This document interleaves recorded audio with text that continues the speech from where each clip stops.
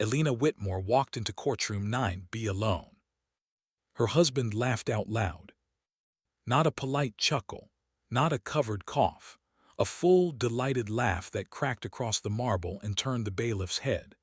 Damian Whitmore leaned toward the 6 attorneys lined up beside him like a black wall and said loud enough for the gallery to hear. She brought a folder, a folder. Elena set the single manila folder on the empty table, sat in the empty chair, and folded her hands. She did not look at him. That was the part that unsettled Damian, though he wouldn't understand why for another 90 minutes. Inside that folder was one sheet of paper. Not a motion, not a financial disclosure. A photograph face down, of a woman no one in that room had seen in 15 years. Let's go back, because you deserve to understand what kind of man laughs at his wife in a courtroom. Damian Whitmore was 41 and worth, according to a magazine he kept framed in his office, $1.8 billion. He owned a shipping logistics empire called Whitmore Meridian.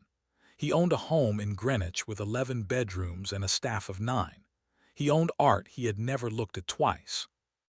And for 11 years he had owned. That was how he thought of it, though he'd have denied it under oath. A wife he'd found working the front desk of a hotel in Providence. That was the story he told at dinner parties. He loved telling it. I found her checking in luggage, he'd say, swirling his glass. Sweetest thing you've ever seen. Didn't know a Basquiat from a bath mat. I taught her everything. And Elena would smile at the tablecloth while the guests laughed, and she would say nothing, because she had made a promise once, and she was a woman who kept promises even when they cost her. Especially when they cost her. What Damian never mentioned in that story was the part where a 23-year-old girl behind a front desk had corrected his math on a shipping contract while he argued into his phone in the lobby. He'd hung up, stared at her, and said, "Say that again." She had slowly, and she'd been right. He married her 14 months later. He spent the next decade making sure she forgot she'd ever been right about anything. The judge that morning was a woman named Constance Reyes, 61, silver-haired, 31 years on the bench, and famous in the county for one thing. She despised theater. She looked at Damian's 6 attorneys. She looked at Elena's empty chair beside her. "Mrs. Whitmore," she said, "you're appearing without counsel." "Yes, Your Honor." "You understand that opposing counsel has filed a motion regarding the enforceability of your prenuptial agreement, and that this hearing may determine the distribution of assets exceeding." She checked the page. $1 billion. "I understand. And you're choosing to proceed alone." Elena's voice was very calm. "I'm choosing to proceed honestly, Your Honor. I'm hoping those are the same thing." Somebody in the gallery made a small sound. Judge Reyes's eyes flicked up, then back down. And Damian's lead attorney, a man named Gregory Pace, who charged $1,200 an hour and had never lost a matrimonial case in 19 years, rose smoothly to his feet and said the sentence that would eventually end his career. "Your Honor, we'd like the record to reflect that Mrs. Whitmore has been offered counsel 4 separate times and declined. My client has been more than generous. He's offered a settlement of $200,000, which frankly is $200,000 more than the agreement she signed entitles her to. $200,000 out of $1.8 billion. The gallery shifted. A reporter in the 3rd row, young, 26, from a local outlet nobody read, wrote the number down and underlined it twice. She didn't know yet that she was about to have the biggest story of her life. "She has no education past high school," Pace continued. "No assets, no employment history of consequence, and no financial contribution to the marital estate. She came into this marriage with nothing. My client, in his generosity, is offering her a soft landing." And Damian, because he could not help himself, because he had spent 11 years in rooms where nobody ever told him to stop, leaned back in his chair and said, "To no one and to everyone. She should take it. She can't even afford a lawyer." Elena finally turned her head. She looked at him for exactly 2 seconds, and she smiled, a small, sad, almost gentle smile, the kind you give someone standing on a train track who hasn't heard the horn yet. "Damien," she said quietly, "do you remember what I told you the night before our wedding?" He blinked. "What?" "I told you that one day you'd find out who I was, and I asked you to be a good man until then." She turned back to the front. "You had 11 years." The courtroom went very still. Judge Reyes set down her pen. "Mrs. Whitmore, is there something this court should know?"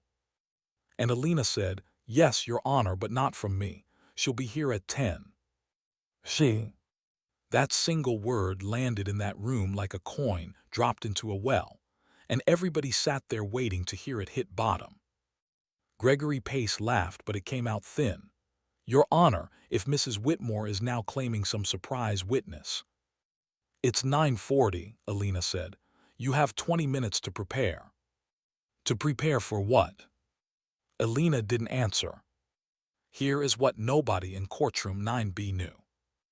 11 years earlier, on a Thursday night in a hotel room in Providence, Elena had sat on the edge of a bed with a phone in her hand and cried for 2 hours. Because a man had asked her to marry him. And because she had a secret so heavy that saying yes felt like a lie she'd have to carry until it broke her.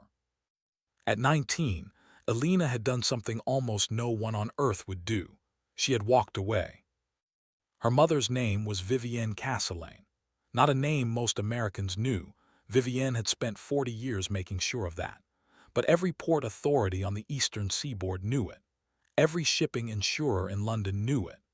Castellane Holdings owned harbors, terminals, freight rail spurs, and most importantly, the private lending arm that financed nearly a third of the mid-market logistics companies in the United States.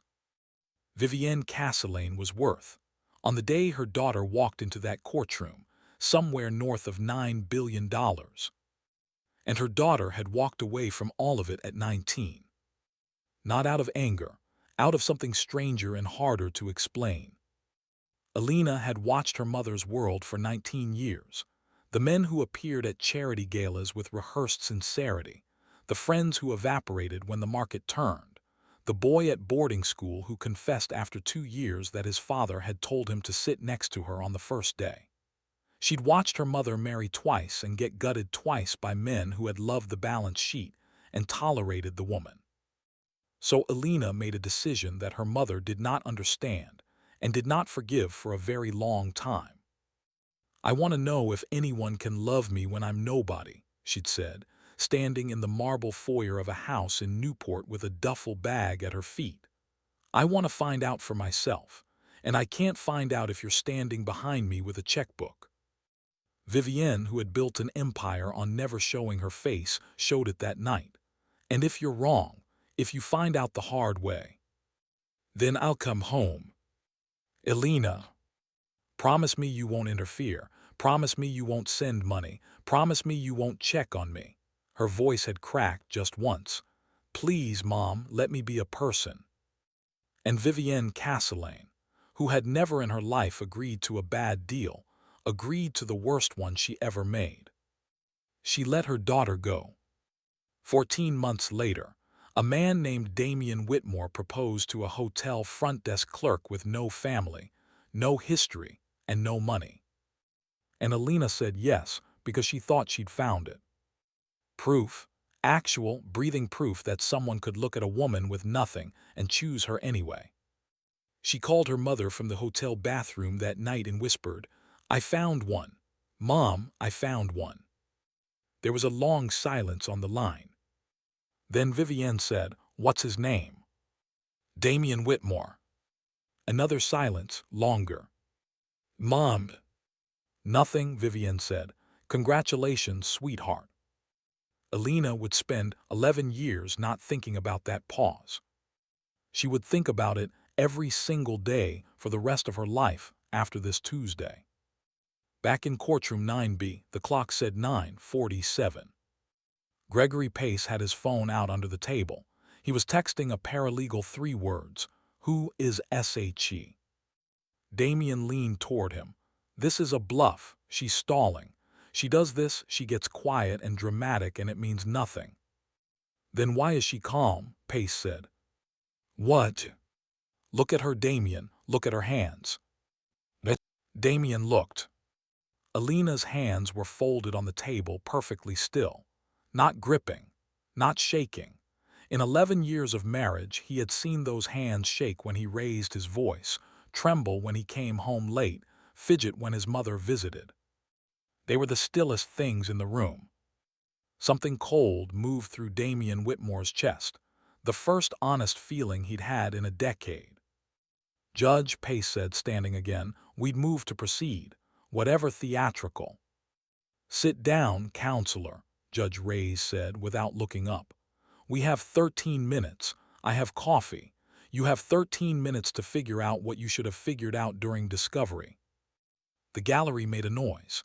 The young reporter wrote that down too. Let's talk about the marriage, because you need to understand what those 11 years actually cost. It didn't start cruel. Cruelty rarely announces itself. It arrives as an accent, then a dialect, then the only language in the house. Year 1, he was proud of her. He put his hand on her back at parties. Year 2, he started correcting her in front of people. Small things, the pronunciation of a wine, the name of a client's wife. He called it helping. Year 3, he stopped introducing her by name.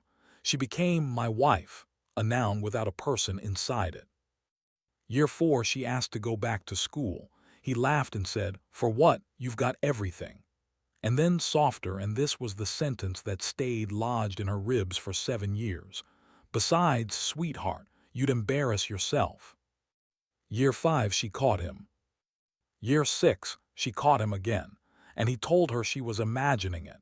And when she produced a receipt, he told her that snooping was a symptom of instability and maybe she should see someone. She saw someone. The someone was a therapist Damien paid for, in an office Damien's assistant booked, and Alina figured out in the 3rd session that the therapist reported back. Year 7, she stopped talking at dinner. Year 8, something changed. Not in him, in her. Alina Whitmore started getting up at 5 a.m. She told him she was doing yoga. She was not doing yoga.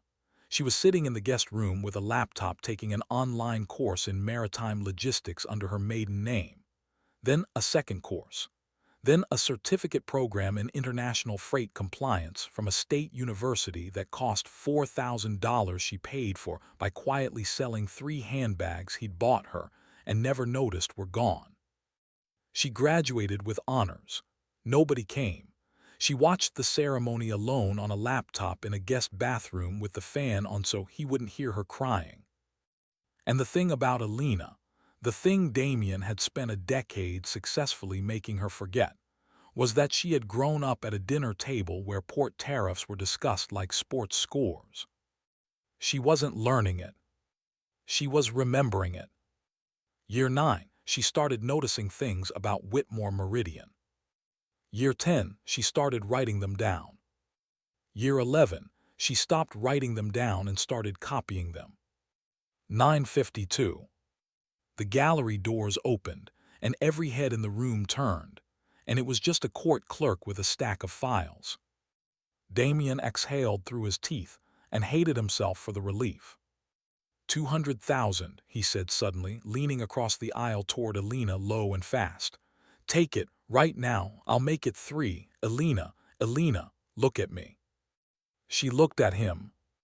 You always do this, he said, and there it was, the old voice, the one that used to work warm and wounded and almost tender. You get hurt and you make it big. You make it a whole production. And then it's over and you feel terrible. Don't do this to yourself. I'm not doing it to myself, Alina said. Then what are you doing? And Alina said, I'm doing it to you. 9:56. Gregory Pace's phone buzzed. He looked at it under the table. A single message from his paralegal. Sir, Alina Whitmore's maiden name on the marriage license is Alina Marisol Castellane. Pace's face did something that 6 attorneys sitting in a row had never seen it do. It went gray. Damien, he said. What? Damien, what's your wife's maiden name? Damien frowned. Reyes, Alina Reyes, why? That's not what's on the license. Of course it is, I signed the... It says Castellane. Damien Whitmore had spent 20 years in shipping. He had spent 19 of those years trying to get a meeting with one lending institution. He had been turned down 11 times before a bridge loan came through in 2016 that saved his company from liquidation, an anonymous facility, arranged through 3 shell entities, at terms so generous his CFO had asked him twice if it was a joke. He knew that name the way a sailor knows a lighthouse. No, he said. Damien. No, that's Castellane is a fund. That's not a person, that's an institution, that's... It's a family, Pace said. It's one woman, and nobody's photographed her since 2011. 9:58.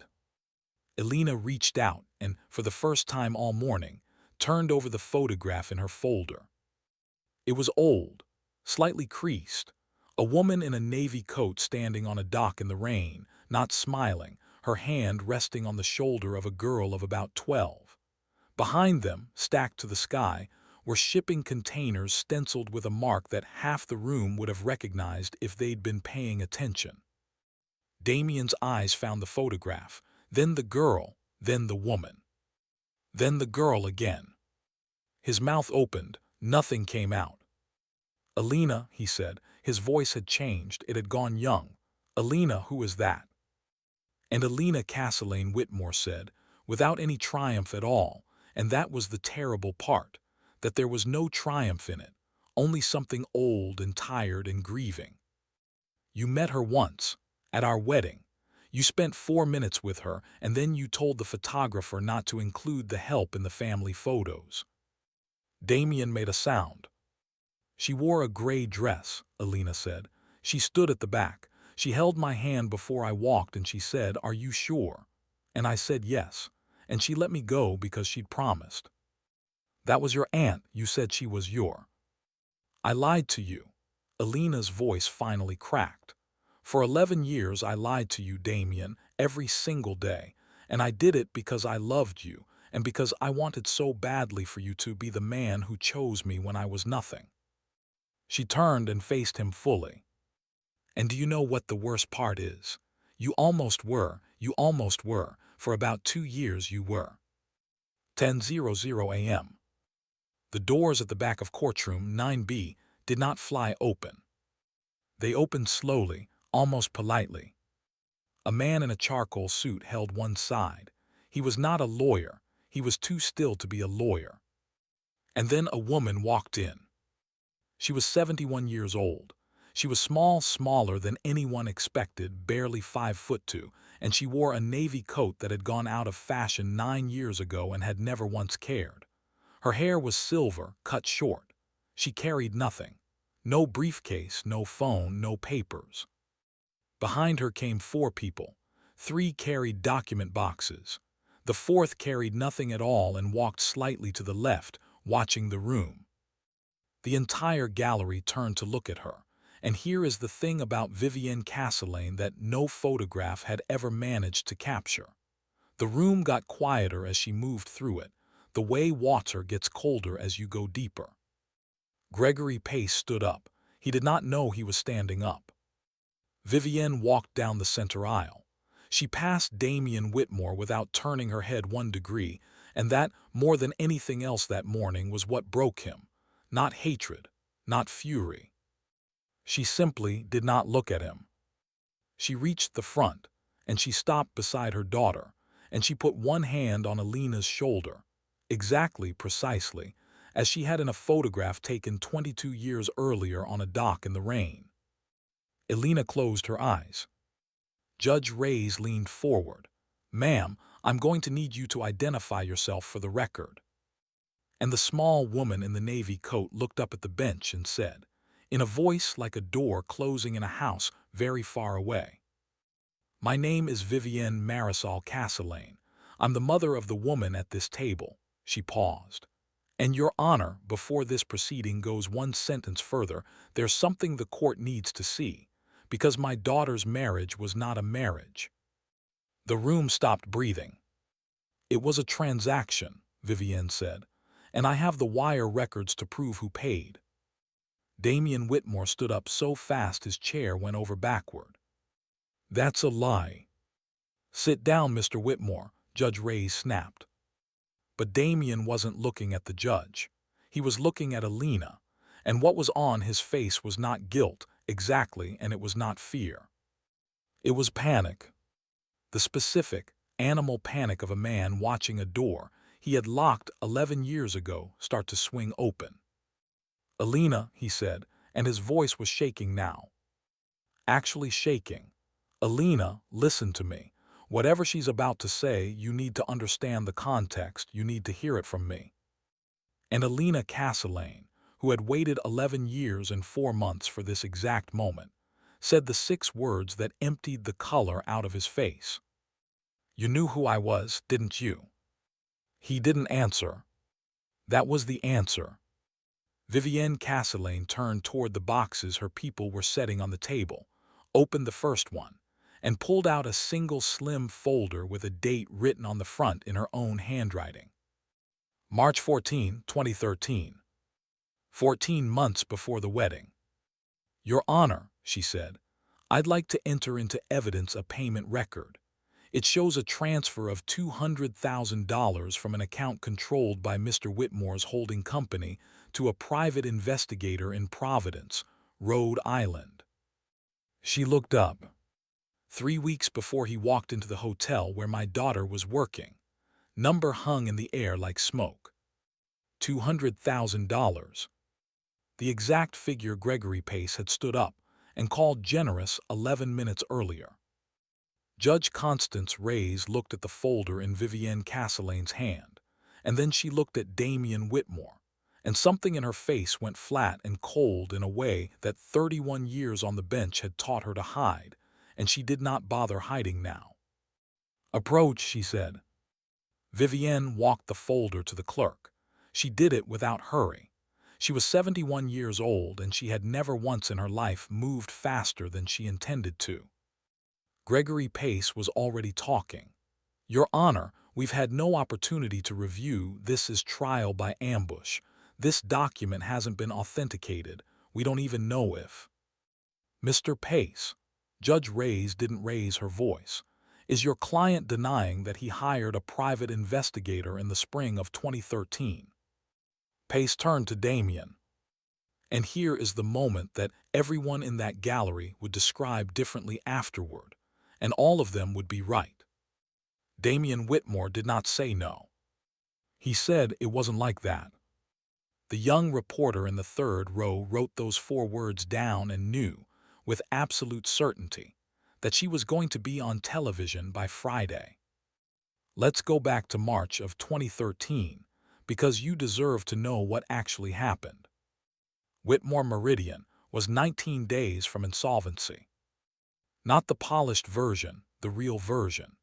Damian had leveraged a terminal lease against a contract that collapsed when a Malaysian shipper folded, and the domino chain had reached his door. He had 400 employees, a payroll he could make twice more, and 11 declined applications from every serious lender on the seaboard. The 11th rejection had come from a lending arm called Meridian Trust Partners. No relation, an irony he'd found unbearable, which was 3 shells deep, controlled by Castellane Holdings. And Damian, sitting in his car in a parking garage at 2 a.m. with a rejection letter on the passenger seat, had done what desperate men do. He'd started digging. He wanted to know who was behind the wall. He wanted a name, a face, a weakness, an angle, anything human on the other side of 11 form letters. He paid a firm in Providence $200,000 to find the person who signed off on Castellane's private credit decisions. They came back with a woman who did not exist in photographs. And they came back with something the investigator had flagged almost as an afterthought. Buried on page 41 of a report Damien read at 4 in the morning with a glass in his hand. Subject has one living child. Daughter, S23. Estranged voluntary separation. Believed residing Providence RI under alternate surname. Employed hospitality sector. 14 months later, he married her. It wasn't like that, Damien said again. And now he was talking to Alina and only to Alina, and the 6 attorneys beside him had become furniture. I need you to hear this from me. Please, please. Mr. Whitmore, you will address the court. I went to the hotel to look at you. His voice broke open. That's all. I swear to God, that's all it was. I wanted to see what she looked like, the woman who I don't even know. I wanted to feel like I had one card. One. And I stood in that lobby and I was on the phone and I was losing everything and you. He stopped. You corrected my math, he said. Alina's face did not move. You corrected my math and you were right and you had no idea who I was and you didn't care. And I stood there and I thought. He pressed his hand flat against the table. I thought, this is the only person in the world right now who isn't looking at me like I'm about to die. So you married me, Alina said. I fell in love with you. You did both. Her voice was very quiet. That's what makes it unbearable, Damien. You did both. Vivienne Castellane opened the second box. Your Honor, I'd like to enter a second document. A loan facility, dated June 2016. $210 million, extended to Whitmore Meridian at 4 points below market, through 3 intermediary entities. She set it down. I authorized it personally. The gallery erupted, a low roar, hands over mouths. Judge Reyes let it run 4 seconds and then killed it with one flat look. Alina turned in her chair and stared up at her mother. You what? And Vivienne Castellane, the woman no one had photographed since 2011, the woman who had turned down 2 presidents and a king, looked down at her daughter with an expression that nobody in that room had ever expected to see on her. Shame. You called me from a bathroom in Providence, Vivienne said. You whispered to me that you'd found one. Do you remember what I said? You said congratulations. I paused first. Alina's eyes filled. Yes. Because I already knew the name. Vivienne's hands, for the first time, were not steady. Damien Whitmore had been in front of my credit committee 11 times, and 2 weeks before you called me, my head of security brought me a file showing that a firm in Providence had been asking questions about my daughter. The courtroom went absolutely silent. I knew, Vivienne said. The night before your wedding, standing in that hallway holding your hand, I knew, and I asked you if you were sure, and you said yes. You should have told me. I promised you I wouldn't interfere. Her voice cracked straight down the middle. You made me promise. You stood in my foyer with a duffel bag and you begged me to let you be a person. And I have spent 11 years learning that there is a difference between keeping your word and being a coward. And Alina, I could not tell which one I was. Alina put her hand over her mouth. So I did the only thing I could think of, Vivienne said. I financed him. You. 4 points below market. Something hardened in her again, the old thing, the thing that built harbors. Covenants on every page, reporting requirements, audit rights. Sweetheart, I didn't save his company. She looked, finally, directly at Damien Whitmore for the first time in 11 years. I put a leash on it, and I have held the other end of it in my hand every single day since, waiting to find out whether he was going to be good to you. Damien sat down. Not chose to. His legs simply stopped participating. Every quarter, Vivienne said. For 10 years, I read his filings the way other mothers read Christmas cards, and every quarter I thought maybe I'm wrong. Maybe he loves her. Maybe the worst thing I ever did was let her go, and the second worst thing would be to take it back. She turned to the bench. And then in March of this year, Your Honor, My daughter called me for the first time in 9 years. Here is what Alina had said on that call.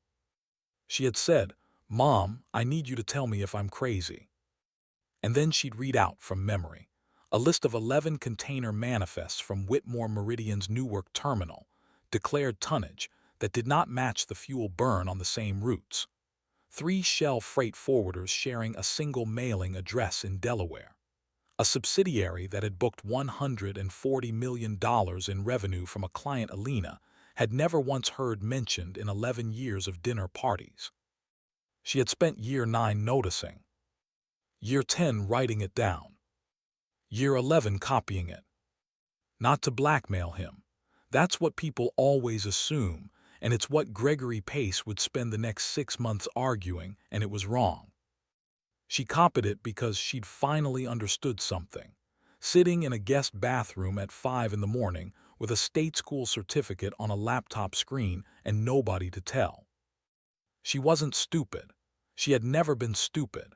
She had simply spent a decade being told she was by a man who needed her to be, and she needed to prove it to herself with something no one could grade on a curve. So she read her husband's business. And her husband's business was a crime.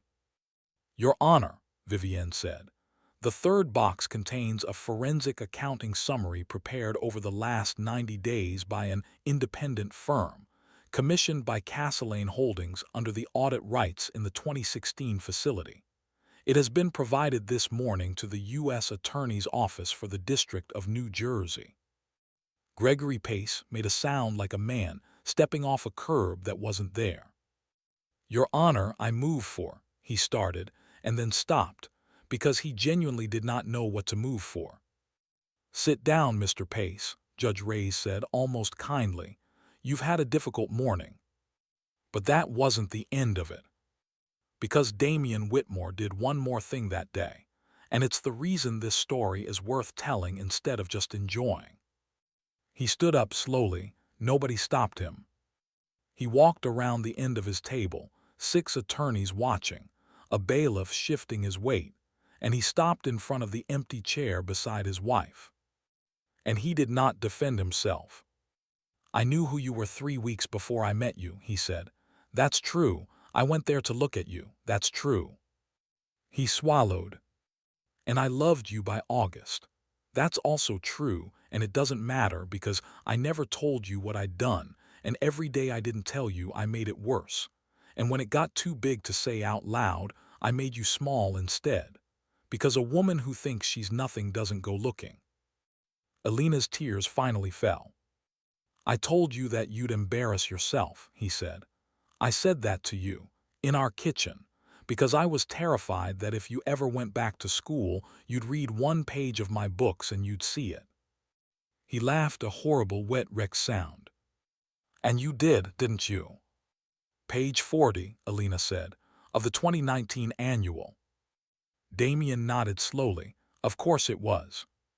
He looked at Vivienne Castlelane then, and he said the only thing left. "You should have let me go under in 2016. And Vivienne said, "Yes." Judge Reyes ruled on the prenuptial agreement in 11 minutes. She voided it. Fraudulent inducement, a marriage entered into on the basis of concealed material investigation of the other party's family assets. She used the phrase, "a contract signed by one party in the dark." Law students in New Jersey still read the opinion. But Alina Castlelane didn't take the money. That's the part the internet never believes. She stood up in that courtroom and she waved every dollar of the marital estate, $1.8 billion, gone, in a sentence. And she said, "Your Honor, I'd ask that whatever this court awards me be directed to the 411 employees of Whitmore Meridian, who are about to lose their jobs for something they didn't do." Judge Reyes took off her glasses. "Mrs. Castlelane," she said, "in 31 years I have never once said this from this bench." She paused. "Your husband was a fool." Damian Whitmore was indicted in November. He pled in March, 51 months federal for wire fraud and falsification of shipping manifests. He did not fight it. His attorneys, a new set, cheaper ones begged him to. He wrote Alina a letter every week for the first year. She read all of them, she answered none. Not out of cruelty. She told her mother once on the porch of the house in Newport, "If I answer him, he'll start performing again. He can't help it. The only honest thing he's ever done was that day in the courtroom, and he only did it because he had nothing left to protect." She watched the water. "I'd rather keep that." But this story doesn't end in a prison. It ends on a dock in New Jersey, 18 months later in the rain. Because here's what happened to those 411 employees. Whitmore Meridian went into receivership. The terminal lease was worth something. The routes were worth something. The name was worth nothing at all. And in the second week of proceedings, a bid came in from an entity nobody had heard of, a newly formed logistics company with a modest balance sheet, a state school certified operations lead, and a single anchor investor who declined to be named on the paperwork. They kept the terminal, they kept the routes. They kept 386 of the 411. They changed the name. Alina Castellane stood on that dock at 6 in the morning with a hard hat that didn't fit and a clipboard she didn't need, watching a crane set the first container of the first honest shipment her company had ever booked. Her mother stood beside her in a navy coat that had gone out of fashion 11 years ago and had never once cared. Neither of them spoke for a long time. Then Vivienne said, "I lost you for 19 years. 11. 19, Vivienne said. "I lost you at 19. The other 11 I was just watching." Alina reached over and took her mother's hand. "Ask me," she said. "Ask you what?" "What you asked me the night before my wedding." Alina looked out at the water. "Ask me if I'm sure." And Vivienne Castellane, 72 years old, worth $9 billion, standing in the rain in a coat she'd owned since 2009, laughed for the first time since 2013. "Are you sure?" "Yes," Alina said. "There's a photograph of that morning. It's the only picture of Vivienne Castellane taken in the last 15 years, and it was taken by a crane operator on a cracked phone, and it's slightly out of focus. A small woman in a navy coat, her hand on her daughter's shoulder, shipping containers stacked to the sky behind them. It hangs in the front office of a company in Newark. There's no plaque. Nobody explains it to visitors." Alina keeps a second copy in her desk drawer. Underneath it, face down, is the older one, the same two people, 22 years earlier in the same rain. She never told the press what the man in prison wrote in his last letter. She's never told anyone. But she kept it. And sometimes, on the bad nights, she takes it out and reads the one line she's never been able to argue with. "You were the smartest person in every room I ever put you in, and I knew it the first time you opened your mouth, and I spent 11 years making sure you never found out. That's not a marriage. That's a theft. I hope you take everything back." She did. She took all of it back. So here's what to sit with. He mocked her for having no lawyer. But she never needed one. Not because her mother was a billionaire, and not because of the money, and not because of the boxes. She'd stopped needing one at 5 in the morning in a guest bathroom, alone, watching her own graduation on a laptop with the fan running so he wouldn't hear. The mother was the twist. The woman was the story. If this hit you somewhere real, tell me one thing in the comments. Should Alina have answered even one of those letters? Or was walking away the strongest thing she ever did? And if you've ever been the smartest person in a room where someone needed you not to know it, subscribe. The next one's for you.